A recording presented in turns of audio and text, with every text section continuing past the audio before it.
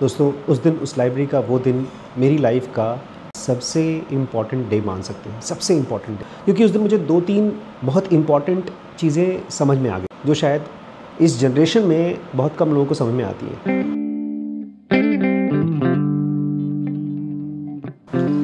नमस्ते दोस्तों, स्वागत है आपका हमारे आज के इस ब्लॉग में। कुछ दिन पहले मेरा गला ख़राब था और मैंने ज़बरदस्ती व्लॉग बनाया था, घर वाले मना कर रहे थे। मैं रोज़ शाम को 3-4 वीडियोस बनाता हूँ बच्चों के साथ में, कोई ना कोई किताब पढ़ता हूँ, मतलब कोई बच्चा अगर मुझसे कोई सवाल पूछता है तो उसका जवाब देता हूँ। आज के इस व्लॉग में दोस्तों मैं थोड़ा सा अपने बारे में, अपने पास्ट के बारे में बताना चाहता हूँ। अगर आप लोग मेरा डीप नॉलेज चैनल को बहुत पहले से सब्सक्राइब कर चुके हैं और देखते रहे हैं तो ये सारी बातें आपको पता हैं, लेकिन अगर कोई नया बंदा है जो पहली बार इस चैनल पे आया है, ये वीडियो पहली बार देख रहा है, तो उसके लिए मैं ये बताना चाहता हूँ। मेरा नाम है डॉक्टर आशीष शुक्ला, डॉक्टर क्योंकि मैंने MBBS MD किया है। मैं एक ट्रेंड रेडियोलॉजिस्ट हूँ। लखीमपुर खीरी शहर में रहता हूँ जो यूपी में है, लखनऊ के पास पड़ता है, 125 किलोमीटर फ्रॉम लखनऊ। मैं यहाँ लखीमपुर में 2011 दिसंबर में आया था। मुझे नौकरी मिली थी एक कंपनी में। मैं और मेरे वाइफ दोनों चेन्नई से आए थे। इसके पहले हम चेन्नई में जॉब करते थे। मेरा जन्म हुआ था अहमदाबाद में। मेरे पिताजी एक मैकेनिकल इंजीनियर थे इफ़को अहमदाबाद में। मुझे वहाँ का कुछ भी याद नहीं है। जो मेरी फ़र्स्ट मेमोरी बनी है वो यूपी की है, फूलपुर की। मैंने कुछ वीडियोस में बताया भी है।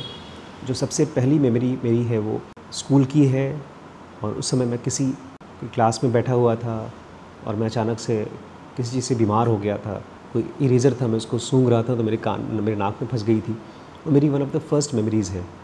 मैं इसलिए बात कर रहा हूँ क्योंकि मेरी लाइफ थोड़ी सी अलग रही है 2003 के बाद से। 2003 तक मैं एक नॉर्मल इंसान था। क्या होता है नॉर्मल इंसान? बचपन से ही अच्छा खाना खाना, अच्छे अच्छे कपड़े पहनना, त्योहारों में खुश होना, पढ़ाई नहीं करोगे तो माँ बाप डांटेंगे, मारेंगे, स्कूल कभी कभी जाना लेकिन जाने का मन ना करना। इस तरह की एक नॉर्मल लाइफ चल रही थी जिसमें कि मैं कंफ्यूज्ड रहा करता था कि आखिर क्यों मेरे ऊपर ही इतना सबसे ज़्यादा दुख पड़ा हुआ है।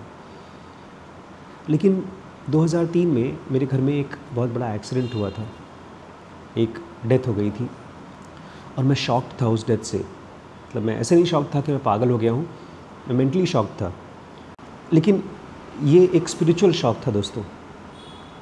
इसके पहले आई थिंक 1997 में मेरे साथ एक और बड़ी घटना हुई थी। मैं अपने MBBS के दौरान सेकेंड ईयर में मैं फ़ेल हो गया था, और वो मेरे लिए सबसे बड़ा शॉक था। वो इतना ज़्यादा झटका था मेरे लिए कि मैं तो सोच रहा था कि मुझे तो जीने का कोई अधिकार ही नहीं है। तब मुझे एक बहुत ही मिस्टिकल तरीके से हेल्प मिली थी। एक लाइब्रेरी है रामकृष्ण परमहंस लाइब्रेरी, खार, मुंबई में, क्योंकि हमारा पूरा परिवार मुंबई में रहता था। मुंबई कैसे पहुँचे उसकी भी कहानी है, मैं शेयर करूँगा। तो मैंने अपनी 8th 9th 10th 11th 12th Mumbai से किया, MBBS मुंबई से किया।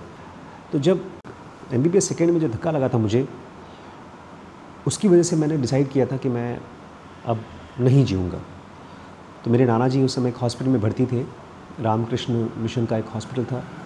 उनको प्रोस्टेट का कैंसर था, तो मैं भी गया था वहाँ उनको देखने के लिए। ये बात है 1997 की। हाँ, उनको देखने के बाद बगल में रामकृष्ण मिशन में ही एक लाइब्रेरी थी जहाँ किताबें पड़ी हुई थी ढेर सारी।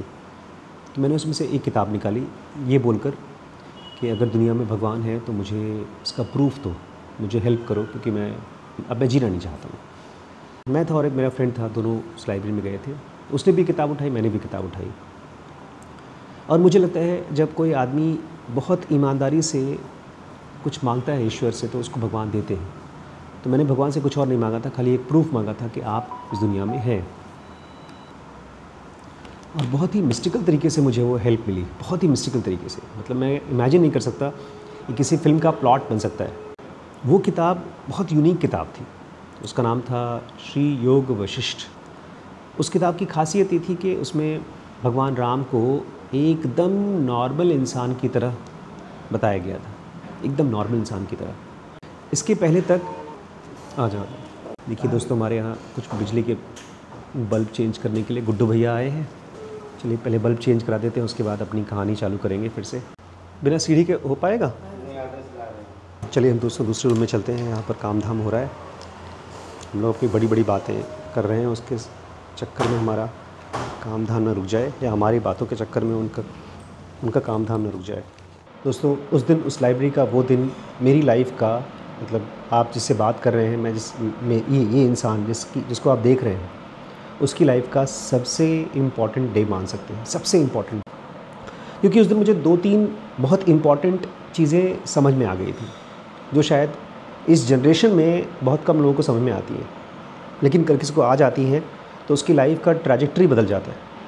उस दिन मुझे सबसे पहली बात ये समझ में आई कि दुनिया में भगवान होते हैं। ये नहीं, मंदिरों में नहीं, एक्चुअली भगवान होते हैं। दूसरी चीज़, ये भगवान किसी और जगह के बजाय हमारे अंदर होते हैं। ये हम लोग बचपन से सुनते रहे हैं बहुत जगहों पर, लेकिन उस दिन मुझे भरोसा हो गया कि हाँ, अगर कोई भगवान दुनिया में है तो मेरे अंदर है। तीसरी चीज़ कि वो एक बीज रूप में है, सीड के फॉर्म में, और अगर उनको आपको जानना है, समझना है, तो आपको अपने अंदर में उस बीज को पेड़ बनाना पड़ेगा। ये बहुत लंबी यात्रा है, लेकिन मुझे इस दिन पक्का हो गया कि अगर मुझे कुछ इस ज़िंदगी में करना है, सीखना है, तो यही है। और मैं MBBS सेकेंड ईयर में था, जैसे मैंने आपको बताया, मैं एग्ज़ाम में फ़ेल हो गया था। मुझे डर ख़त्म हो गया, मुझे टेंशन ख़त्म हो गई। मैं उस किताब को घर ले आया, खूब अच्छे से पढ़ा, 1 बार पढ़ा, 2 बार पढ़ा।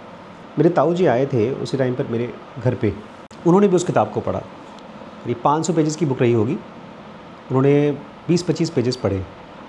फिर मुझसे बोलते हैं कि ये बुक कौन लाया है? तो मैंने झूठ बोल दिया उनको कि पता नहीं कौन लाया। बोलते हैं ऐसी किताब घर में नहीं रखनी चाहिए। मैंने पूछा क्यों?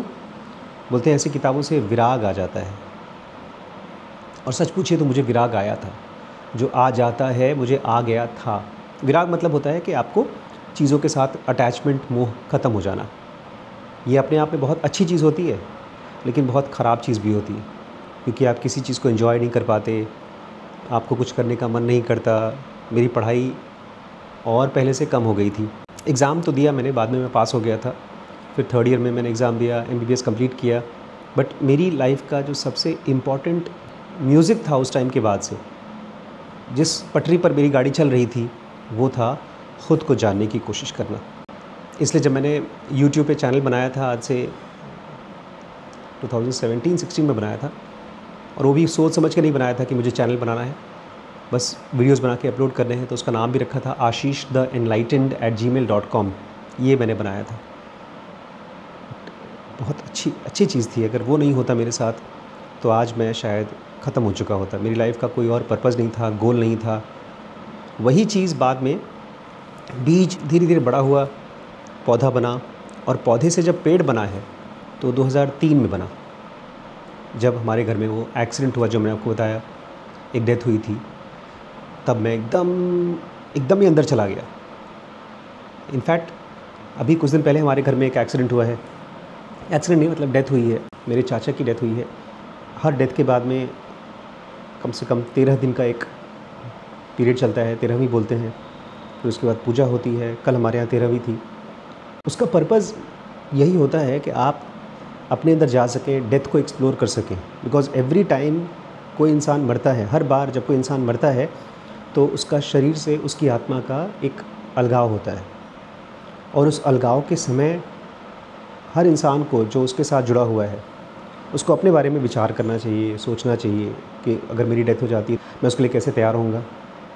लेकिन इस समय हमारी सिविलाइजेशन इतनी समझदार नहीं है, शायद इसलिए ऐसा नहीं होता। 2003 में फिर एक नई चीज़ हुई थी, तो उसके बारे में बात करूँगा थोड़ा सा। एक पेशेंट आया, उसको देख लेते हैं, फिर बात करता हूँ। फिर 2003 में एक और किताब मेरी लाइफ में आई। ये बहुत ही फेमस है, मेरे डीप नॉलेज चैनल पे आप देखेंगे तो। उस किताब की वजह से, not just because of book, खाली उस किताब की वजह से नहीं, क्योंकि मैंने उस किताब को एकदम ऐसे रिसीव किया जैसे भगवान ने मुझे एक वरदान दिया हो। पुराने ज़माने में हम लोग कहानियाँ सुनते थे कि कोई ऋषि मुनि हैं, बहुत सालों तक तपस्या कर रहे हैं, उसके बाद ईश्वर प्रकट होते हैं और वरदान देते हैं, ऐसा आपने सुना है। तो मेरे लिए वो किताब, उसका नाम है ज़ेन योगा, उसको डॉक्टर PJ सहर ने लिखा है। वो किताब एक वरदान की तरह थी। मैं बहुत परेशान था डेथ के बाद, जो हमारे घर में डेथ हुई थी उसकी वजह से। मेरे भाई की वाइफ़ की डेथ हुई थी और मैं कहीं और जॉब करता था। जॉब छोड़ करके अपने भाई के पास आया। मेरा भाई डेफ एंड म्यूट है, सुनता बोलता नहीं है, और उसकी वाइफ़ ने अचानक से उसको छोड़ दिया, दुनिया छोड़ के चली गई। अब समझ में नहीं आ रहा था क्या करें, उसको कैसे काउंसिल करूं, मैं खुद परेशान। तो उसके साथ मैंने रहना शुरू कर दिया। उस समय गुड़गांव के पास फरीदाबाद एक जगह है, वहाँ पर मैं एक स्कूल में टीचर का जॉब करता था। मुझे उस समय डॉक्टरी करने के बावजूद टीचर का काम करता था, मुझे पसंद नहीं थी मेडिकल। फिर मैंने वो जॉब छोड़ दी, मैं वापस चला आया अपने भाई के पास और इसी के साथ रहना शुरू कर दिया। मेरा भाई उस समय दादरी, गाज़ियाबाद में एक जगह है दादरी, वहाँ पर एनटीपीसी का पावर प्लांट है, उसमें वो रहता था, अभी भी वही रहता है। उसके साथ मैंने रहना शुरू कर दिया। और उस रात मुझे याद है जब मैंने उस किताब को लाया, मैं उसको पढ़ा, रातों रात मेरे दिल में ट्रांसफॉर्मेशन आया, रातों रात। और मैं फिर से कहूँगा, ये उस किताब की वजह से नहीं है, ये मैंने उसको कैसे रिसीव किया उसकी वजह से है। इनफैक्ट आज की जो वीडियो है मैं अपने बारे में नहीं बनाना चाहता था। ये तो बात जब मैंने शुरू किया तो बोलना शुरू कर दिया, बिकॉज़ कुछ क्वेश्चंस मैंने देखे, कुछ लोग हैं जो नए हैं सब्सक्राइबर्स, जिनको पता ही नहीं, मेरे बारे में कुछ नहीं पता। तो फिर मैंने अपना इंट्रोडक्शन मैं दे रहा हूँ आप लोगों को।